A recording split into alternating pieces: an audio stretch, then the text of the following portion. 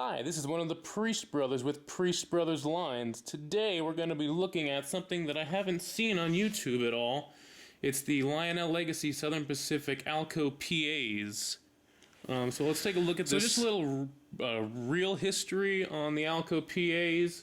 First one rolled off on the rails in 1946 under the Santa Fe colors.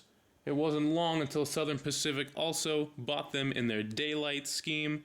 Daylight was a very popular train with Southern Pacific in the 30s, the GS2, and then the GS4 coming out in 1941 in the Daylight colors. It wouldn't be long until all of the GS classes would be replaced by the ALCO PAs in the early 50s. Little information on the model itself. This was first seen in the Lionel 2010 Volume 2 catalog here. This is 2 A units, one powered, 6009, one non-powered, 6010. The powered unit features 2 flywheel motors, which are maintenance-free. This has Legacy, which means it has many more options than your traditional or your standard command control engine. This unit has, this pair measures 34 inches.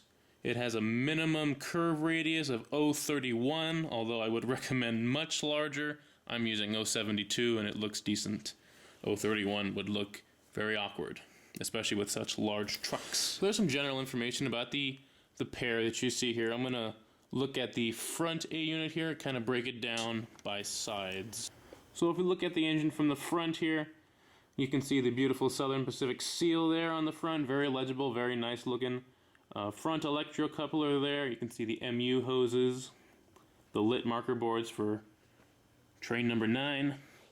It has a top headlight with a Mars light there. You can see the other lights here above the 9, which will turn if this engine were put into reverse those marker lights there. We can also see several separately applied details, such as grab irons, windshield wipers. We'll get to the top in a little bit. Along the edge here, you can see more grab irons separately applied. The trucks look pretty decent. You can see some brake features, and there's a ladder there. Looking at this engine from the side, you can see more of the details, especially the paint scheme here. You can see the hand-painted figures inside, a door here that opens. All along the way you can see these metal grates up there, which you can see through. Another door that opens here. The fuel tank down here. Some riveting detail there, some cast-in detail there with the ladder and such. Moving on down again, the next truck. More grates up there. And then finally some separately applied grab irons and the ladder there. Swing around the back here. You can see more separately applied grab irons. Not too much detail back here. You're not really going to see this too much, but there is the diaphragm here, and this back door does open up. Pretty neat looking. This diaphragm connects to the diaphragm of the other A unit. Makes it look pretty nice. Look at the engine from the top. Not a whole lot of detail, but necessary where it is. You have the 2 horns there. Some great detail there. GRATE. The smoke unit here.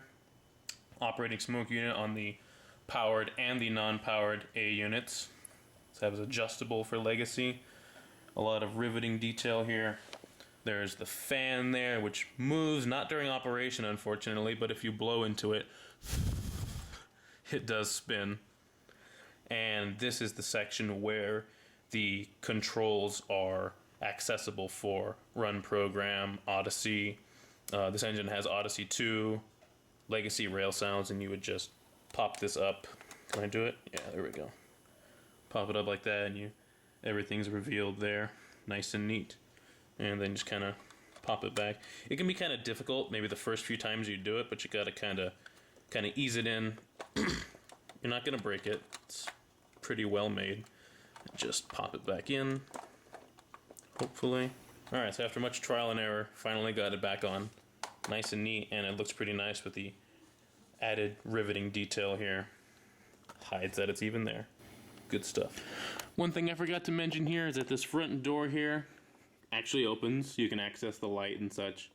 It's pretty neat looking. You get your finger in there, and it's on a spring. You can see in there. There's a light. It's pretty cool. Nice feature on a pretty tight spring. But now that we've done that, I've hooked up my daylight cars, which are made by MTH. They look pretty decent. So we have our A unit, our other A unit. That other A unit does have operating electrocouplers, so it's pretty neat how in unison these engines really work. So without further ado, let's start her up and see what she's got. Dispatcher here. Do you copy? Over. Roger that. Please start up and stand by. Copy that, dispatcher. We'll get up and running. Out.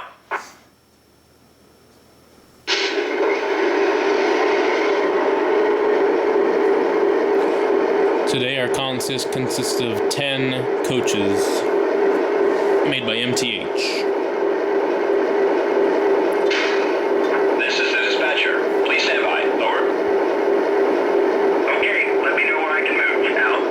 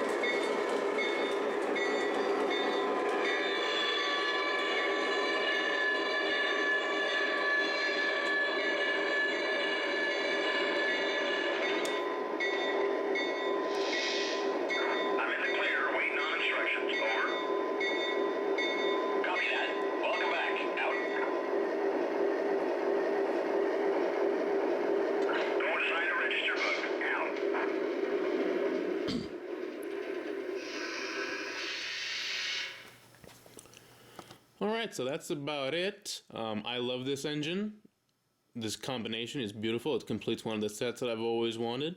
And I hope you've enjoyed it too. I hope I've inspired you to get one for yourself. Anyway, this is one of the Priest Brothers with Priest Brothers lines. We'll see you guys next time. Bye-bye. Yeah. Just as a little extra here, for those of you who might have been curious, this engine in the background here is a New York Central L2A Mohawk.